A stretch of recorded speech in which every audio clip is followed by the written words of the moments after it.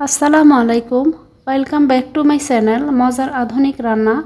আলহামদুলিল্লাহ, গুগল অ্যাডসেন্সের থেকে যে অ্যাড্রেস ভেরিফিকেশন লেটারটি পাঠানো হয় সেটি আমি হাতে পেয়ে গেছি।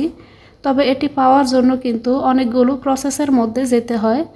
তো এই লেটারটি পাওয়ার জন্য আমার কি সমস্যায় পড়তে হয়েছে আইডেন্টিটি ভেরিফিকেশনের জন্য এবং অ্যাড্রেস ভেরিফিকেশনের জন্য কিন্তু আমি একটা প্রবলেমে পড়েছি। তো সেই প্রবলেমগুলো কী ছিল সেগুলো আপনাদের সাথে আজকে শেয়ার করব। যদিও আমার এটি কুকিং চ্যানেল, আমি আমার এই চ্যানেলে রান্নার ভিডিও আপলোড করি, কিন্তু তারপরও আমার মনে হয়েছে ইউটিউবার যারা আছেন তাদের এই জিনিসগুলো জানা দরকার। কারণ এই লেটারটি পাওয়ার জন্য প্রত্যেকেই কিন্তু সব একই সমস্যার কিন্তু সম্মুখীন হয় না, এক একজনে এক এক সমস্যা ফেস করতে হয়। আমি যে সমস্যাগুলো ফেস করেছি সেগুলো আমি কোনো ইউটিউব চ্যানেলের থেকে ভিডিও দেখে কিন্তু আমি এগুলো জানিনি। তো আমি যখন এই লেটারটি হাতে পাওয়া পর্যন্ত বেশ কিছু প্রবলেম কিন্তু আমি অ্যাপ্লাই করার পর আমি নিজে ফেস করেছি। তো সেই প্রবলেমগুলো এবং আমার ভুলগুলো কী ছিল সেটি আপনাদের সাথে শেয়ার করব। আশা করছি যারা নতুন ইউটিউবার আছেন কিংবা যারা এখনও চ্যানেল মনিটাইজেশনের পরে এই অ্যাডসেন্স অ্যাকাউন্ট থেকে যে পিনটি পাঠায় সেটি এখনও হাতে পাননি, তারা আমার মতো এই ভুলগুলো করবেন না। তো আমি কী ভুল করেছি এবং মনিটাইজেশনের জন্য অ্যাপ্লাই করার পর থেকে এ পর্যন্ত আমি কোনটার পরে কোন প্রসেসটা করেছি সেটি একেবারেই সহজভাবে তো পুঙ্খানুপুঙ্খভাবে আপনাদের সাথে শেয়ার করার চেষ্টা করছি। তো এখানে বলে রাখি, এই গুগল অ্যাডসেন্স থেকে যে লেটারটি পেয়েছি এই লেটারটি আমার এই চ্যানেলের জন্য নয়, আমার আরও একটি চ্যানেল আছে যেই চ্যানেলে আমি জামা কাপড় কাটিং ও সেলাই দেখাই। সেই চ্যানেলের নাম হচ্ছে শেয়ার সিউইং এক্সপেরিয়েন্স। আপনারা সার্চ দিলে সেটি দেখতে পাবেন। তো এখানে সেই চ্যানেলের লোগোটা আপনাদের সাথে শেয়ার করছি। তো এই চ্যানেলটি আমার, সেই চ্যানেল থেকেই আমি মূলত গুগল অ্যাডসেন্স থেকে এই লেটারটি পেয়েছি। তো আমার এখানে সবাই আপনারা জানেন চ্যানেল মনিটাইজেশন করতে হলে চ্যানেলের মধ্যে কিন্তু 1000 সাবস্ক্রাইবার এবং 4000 ওয়াচ টাইম লাগে। তো আমার এগুলো যখন কমপ্লিট হয়ে যায় তখন আমি 2024 সালের 5 অক্টোবর মনিটাইজেশনের জন্য অ্যাপ্লাই করি। আর এই অ্যাপ্লাইটা অবশ্যই আমি যেই চ্যানেলটি মনিটাইজেশনের জন্য অ্যাপ্লাই করব সেই চ্যানেলটি সাইন ইন করে ওইখানে মনিটাইজেশন অপশনে গিয়ে তারপর আমি অ্যাপ্লাই করি। পরের দিন সকালবেলা যখন আমি আমার চ্যানেলে সাইন ইন করি, সাইন ইন করার পরে আমি মনিটাইজেশন সেকশনে যাই, তখন সেখানে দেখতে পাই আমাকে এরকম একটি মেসেজ শো করছে যে congratulation, you are now YouTube partner programme. তো আমি তো অনেক খুশি হয়ে যাই যে আলহামদুলিল্লাহ আমারটা 24 ঘন্টাও লাগে নাই, আমার এটা একদিনের মধ্যেই কিন্তু কয়েক ঘন্টার মধ্যেই কিন্তু আমার এটি তারা রিপ্লাই দিয়ে দিয়েছে যে আমার এটি মনিটাইজেশন হয়ে গিয়েছে। এরপরে আমি এখানের মধ্যে দ্বিতীয় স্টেপটাতে শো করে যে আমার এখানে গুগল অ্যাডসেন্স অ্যাকাউন্ট আছে কি না। যেহেতু আমার আগে থেকে গুগল অ্যাডসেন্স অ্যাকাউন্ট ছিল, তো আমি সেটি এখানে লিঙ্ক করিয়ে নেই। লিঙ্ক করিয়ে নেওয়ার পর তো সেটিও সাকসেসফুল হয়। এরপর থেকে আমি নতুন আরও কিছু নিয়ম দেখতে পাই। তার মধ্যে একটি হচ্ছে আমার পরের প্রসেসে যেতে হলে আমার চ্যানেল থেকে $10 ইনকাম হতে হবে। তো যেটি আমার আগে থেকে জানা ছিল না।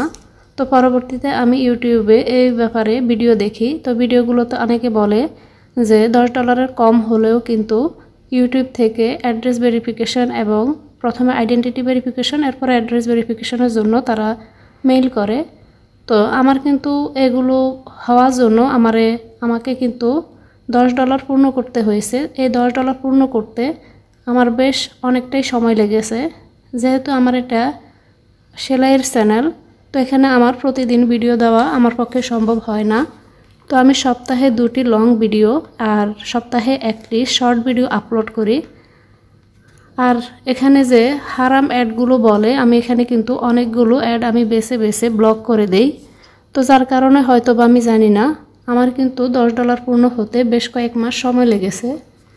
যখন আমার চ্যানেলতে $10 পূর্ণ হয়ে গেছে তখন তারা আমাকে মেইল করে, এবার আমাকে আইডেন্টিটি ভেরিফিকেশন করতে হবে। তো এই ইমেলটি পাওয়ার আগে আমি বেশ কয়েকবার কিন্তু মাঝে মধ্যেই কিন্তু মেইলটা চেক করতাম যে তারা আমাকে কোনো মেইল করেছে কিনা। কিন্তু না, দেখলাম আমার $10 পূর্ণ হওয়ার পরেই তারা আমাকে মেইল করেছে।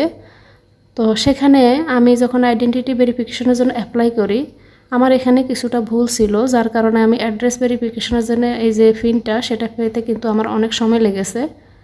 তো আইডেন্টিটি ভেরিফিকেশনের জন্য আপনাদের 4টা জিনিসের মধ্যে যে কোনো একটা জিনিস দিয়ে কিন্তু আপনারা আইডেন্টিটি ভেরিফিকেশনটা করতে পারবেন। তার মধ্যে হয়েছে যেমন ড্রাইভিং লাইসেন্সের কপি দিতে পারেন, অথবা পাসপোর্ট দিয়ে, অথবা ন্যাশনাল আইডি কার্ডের দিয়ে, অথবা রেসিডেন্স পারমিট, মানে আপনি যদি কোনো দেশের নাগরিক হয়ে থাকেন সেই দেশের নাগরিকত্বের যেই ফর্মটা সেটা দিয়েও কিন্তু আপনারা এই আইডেন্টিটি ভেরিফিকেশনটা করতে পারেন। তো আমার কাছে পাসপোর্ট ছিল, যেহেতু আমি মালয়েশিয়াতে থাকি, আমার আইডেন্টি কার্ডটা এখনও হাতে পাইনি। লাস্ট টাইম আমি দেশে যাওয়ার পরে সেটির জন্য অ্যাপ্লাই করে এসেছি। তো এখানে আমার কাছে অপশন ছিল পাসপোর্টের কপি দিয়েই আমার এখানে ভেরিফিকেশন করাটা। তো আমি এখানে পাসপোর্টের কপি দিয়ে যখন ভেরিফিকেশন করতে গেছি, তখন আমাকে এরকম একটা মেসেজ শো করেছে। তো এখানে কিন্তু এই মেসেজটা শো করার পরে এখানে এক্স্যাক্টলি কী সমস্যা সেটা কিন্তু তারা উল্লেখ করে নাই, ঠিক আছে। তো তার কারণে আমি বুঝতে পারছিলাম না যে তারা আমাকে বারবার এই মেসেজটা কেন দিতেছে। তো কিছু বুঝে না উঠেই আমি আমার পাসপোর্টের যে কপিটা, সেই কপিটা এখানে পাসপোর্টের যে আমার আইডেন্টিটির যে পেজটা, সেই পেজটার পাশাপাশি আমার যে ভিসা কপিটা, সেটা একসাথে আমি PDF ফাইল করি। তো এই ফাইলটা অবশ্য আমাকে আমার হাজব্যান্ড করে দিয়েছিল। তো কারণ এখানে দুইটা কিন্তু আলাদা ইমেজ কিন্তু এখানে আপলোড করার সিস্টেম নেই। আপনাকে যে কোনো একটা ইমেজ কিন্তু যে কোনো একটা ফাইল কিন্তু আপলোড করতে হবে। তো এখানে যেহেতু ভিসা কপি, তার পাশাপাশি এখানে যে প্রথমে যে পাসপোর্টের যে মেইন যে কপিটা, সেটা এখানে দুইটা পেজ থাকে। তো দুইটা পেজকে আমি এখানে কম্পাইল করে PDF ফাইল করে ওখানে আপলোড করি। তো আপলোড করার পরে এখানে দেখতে পাচ্ছেন যে এখানে যে মেসেজটা, সেই মেসেজটা শো করেছে, ঠিক আছে। তো এই মেসেজটা শো করার পরে আমি আমার হাজব্যান্ডকে বলি যে আমাকে এখানে এই মেসেজটা শো করতেছে। তো আমি তো এখন সব কিছু আমার মনে হয় আমি ঠিক মতো দিচ্ছি, তাহলেও কেন এরকম মেসেজটা কেন আসতেছে। তখন ও আমাকে বলে যে তুমি তোমার নামটা উল্টিয়ে দাও। যেমন ধরেন আমার নামটা তো আমি এখানে বলতে চাচ্ছি না, ধরেন আমার বাবার নাম হচ্ছে, আমার সত্যিকারে আমার বাবার নাম হচ্ছে যে আব্দুল মোতালেব। এখন আব্দুলটা সাধারণত আমরা যখন লিখি তখন আব্দুলটা আগে আসে আর মোতালেবটা পরে আসে। তো আমার এখানে আমি নামের সময় যখন আমার নামটা আমি লিখি, তখন সেভাবেই আমি আমার নামটা কিন্তু এইভাবেই লিখি, যেমন আব্দুল মোতালেব। এখন আমার হাজব্যান্ড আমাকে বললো যেমন মোতালেবটা আগে লেখো আর পরের ঘরে তুমি আব্দুলটা পরে লেখো। পাসপোর্টের মধ্যে কিন্তু নর্মালি এভাবেই নামটা লেখা থাকে। তো ওর কথা মতো আমি নামটা এভাবেই টাইপ করি। তো এখানে কিন্তু ফার্স্ট নেম বা লাস্ট নেম বলে অপশন আসে না, সুর নেম এবং নিক নেম নামেই কিন্তু অপশনটা লেখা ছিল, যার কারণে আমিও কিন্তু কনফিউশনে পড়ে যাই। তো আমি প্রথম ঘরের মধ্যে আমি নামের পরের অংশটা লিখি, আর সেকেন্ড ঘরের মধ্যে আমি আমার নামের প্রথম যে শব্দটা সেটা আমি লিখি। প্রথম শব্দটা বলতে যেমন আব্দুল মোতালেব, আমি মোতালেবটা আগে লিখি আর পরে আমি আব্দুলটা লিখেছি। ঠিক সেভাবে আমি আমার নামটা টাইপ করি। টাইপ করার পরে দিয়া আলহামদুলিল্লাহ সেটি কিন্তু ওকে দেখায়, ঠিক আছে। তো সেই প্রসেসটা আমার হয়ে যাওয়ার পরে আমাকে এবার তারা অ্যাড্রেস ভেরিফিকেশনের জন্য বলে। তো অ্যাড্রেস ভেরিফিকেশনের জন্য যখন জমা দিতে যাই, তখনও কিন্তু আমাকে প্রবলেম ফেস করতে হয়, যে প্রবলেমটা আমি আগে থেকে জানতাম না। এটিও আমার জন্য ছিল সম্পূর্ণ নতুন। তো অ্যাড্রেস ভেরিফিকেশনের জন্য আমি প্রথমে অ্যাপ্লাই করি 27শে মার্চ 2025। হ্যাঁ, স্ক্রিনে যে আপনারা মেসেজটা দেখছেন এখানেও কিন্তু উল্লেখ করা আছে 27শে মার্চ 2025 সালে আমি অ্যাড্রেস ভেরিফিকেশনের জন্য অ্যাপ্লাই করি। তো যেহেতু এখানে বিদেশ, এখানে প্রত্যেকটা বাসার নিচে কিন্তু মেইল বক্স থাকে। তো এখানে অনেক ইউটিউবাররা বলেন যে সেকেন্ড ঘরের মধ্যে মোবাইল নাম্বারটা যুক্ত করে দিতে। তো আমি সেকেন্ড লাইনে কোনো মোবাইল নাম্বার অ্যাড করিনি। তো আমি সরাসরি আমার বাসার যে অ্যাড্রেসটা সেটা টাইপ করি। তো সেটা টাইপ করার পরে আমি কিন্তু প্রায় 1 মাসের মতো অপেক্ষা করেছি। এই গুগল অ্যাডসেন্স থেকে এই লেটারটি পাওয়ার জন্য। তো মাঝে মধ্যে আমি মেইল বক্সটা গিয়ে চেক করতাম, কিন্তু দেখতাম যে আসেনি। তো এভাবে কিন্তু 1 মাস পার হয়ে যায়। তো পার হয়ে যাওয়ার পরে আমি বুঝতে পারছিলাম না যে এটা কেন হচ্ছে, যে লেটারটা না পাওয়ার তো কোনো কারণ নেই, কারণ আমি অ্যাড্রেসটা ঠিক মতোই আমার মনে হয় দিয়েছি। এরপরে আমি ইউটিউবে অনেকগুলো টিউটোরিয়াল ভিডিও দেখি যেখানে বলে যে পোস্ট অফিসে গিয়ে খোঁজ নিতে।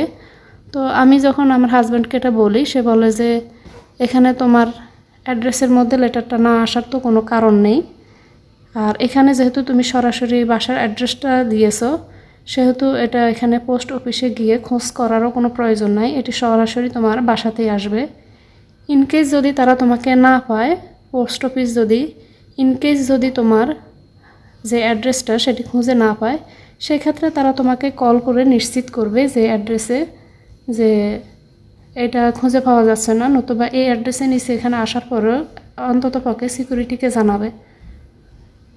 তো আমার মন তখনও কিন্তু অনেক দ্বিধাদ্বন্দ্বে ছিল, যে আমি বুঝতে পারছিলাম না কি করব, কেন আসতেছে না। তো এর মাঝে 1 মাস অপেক্ষা করার পর আমার মনে হয়েছিল যে আমার সব কিছু যেহেতু ঠিক আছে, তো না আসার কোনো কারণ নেই। তো আমি আরেকবার একটু এখানে যে অ্যাড্রেসটা দিয়েছি সেটা আমি একটু চেক করে দেখি। তো আমার এখানে যে আমি পোস্ট কোডটা ব্যবহার করেছি, তো আমার হাজব্যান্ডকে বলার পরও বলে যে এই বাসার জন্য সাধারণত 2টা পোস্ট কোড ইউজ করা হয়। তো আমি যে পোস্ট কোডটা দিয়েছি, তো আমি এটা ঠিক আছে কিনা এটা চেক করার জন্য আমার বাসায় যে অন্যান্য যে আরও বিভিন্ন ধরনের লেটার আসে, সেই লেটারটাতে আমি আমার অ্যাড্রেসটা গিয়ে চেক করি যে অ্যাড্রেসটা মিল আছে কিনা।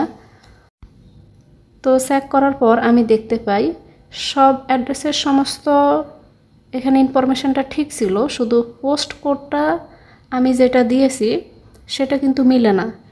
তো আমাদের এখানে আমি যে বাসাতে থাকি, এই বাসাটার জন্য এখানে যে এরিয়াটাতে থাকি, এই এরিয়াটার জন্য এখানে 2টা পোস্ট কোডই কিন্তু ব্যবহার হয়, 2টাই সঠিক। তো আমি যে পোস্ট কোডটা দিয়েছি, তো সেটা আমি লেটার বক্সের থেকে কিছু লেটার যখন চেক করে দেখলাম যে ওইখানে আমি যে পোস্ট কোডটা দিয়েছি সেটি ব্যবহার হয় না, মূলত অন্য একটা পোস্ট কোড ব্যবহার হয়।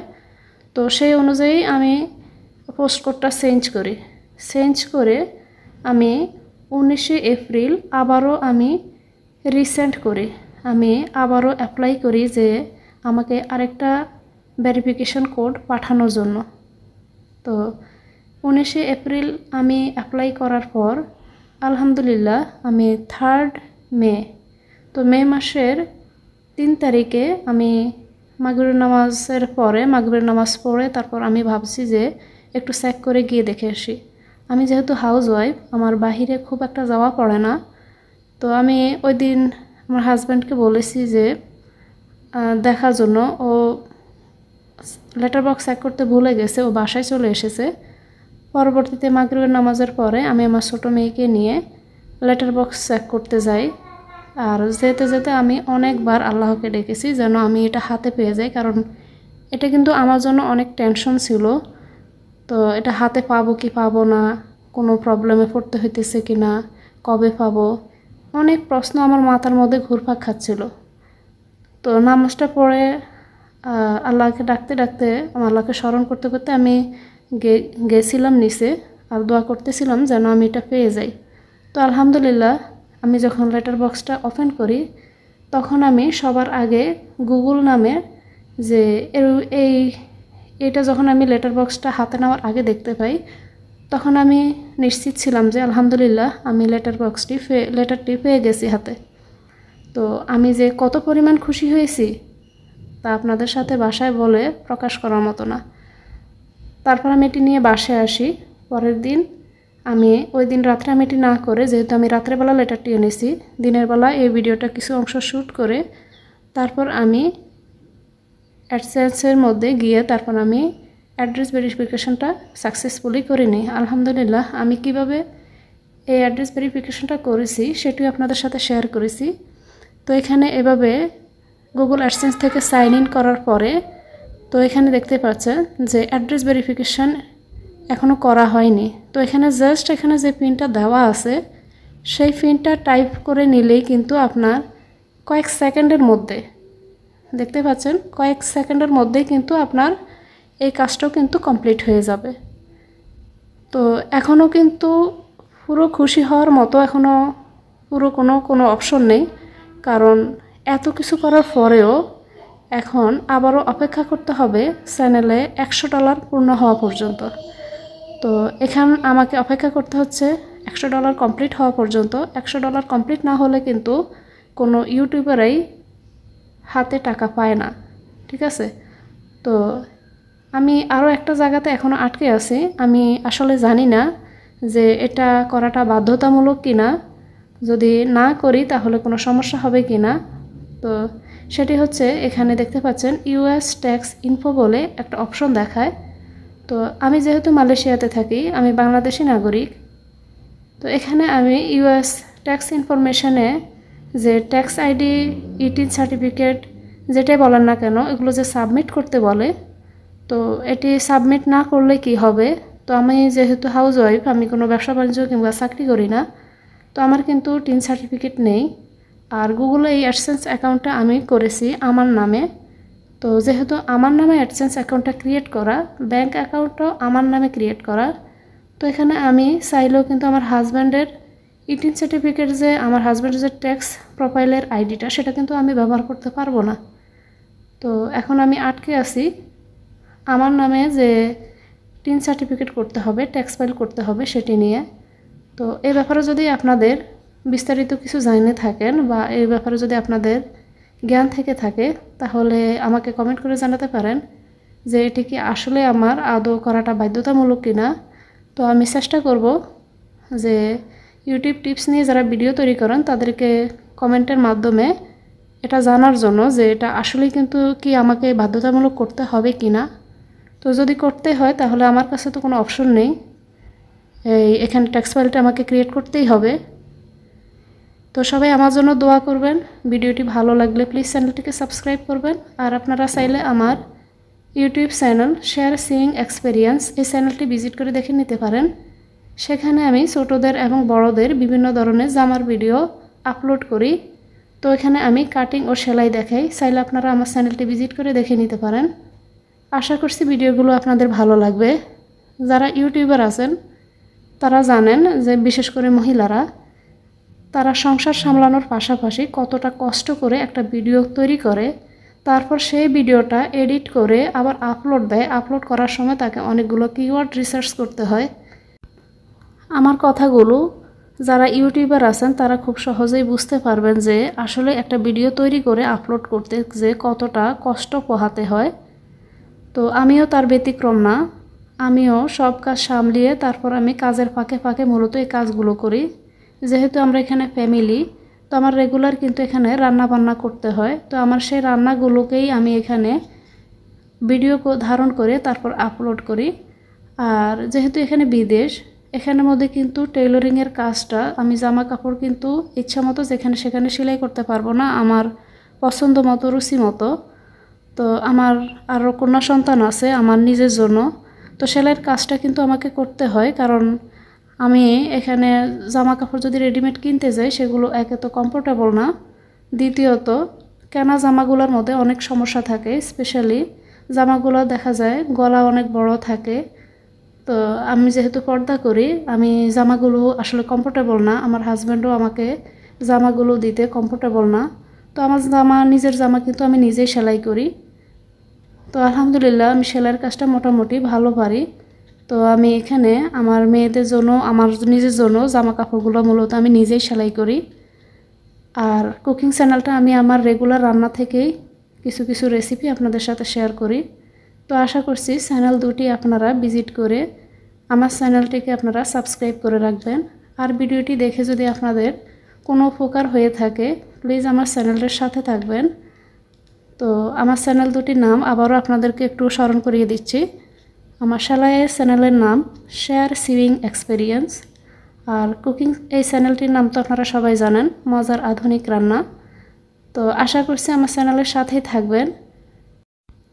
তো এতক্ষণ ধৈর্য ধরে এই ভিডিওটি সম্পূর্ণ দেখার জন্য সবাইকে অনেক অনেক ধন্যবাদ। তো আশা করছি আপনারা আমার চ্যানেলটি ভিজিট করে চ্যানেলটি সাবস্ক্রাইব করে রাখবেন। দেখা হবে ইনশাল্লাহ পরবর্তী কোনো নতুন ও সহজ রেসিপির সাথে। সবাই আমাদের জন্য দোয়া করবেন। আল্লাহ হাফেজ।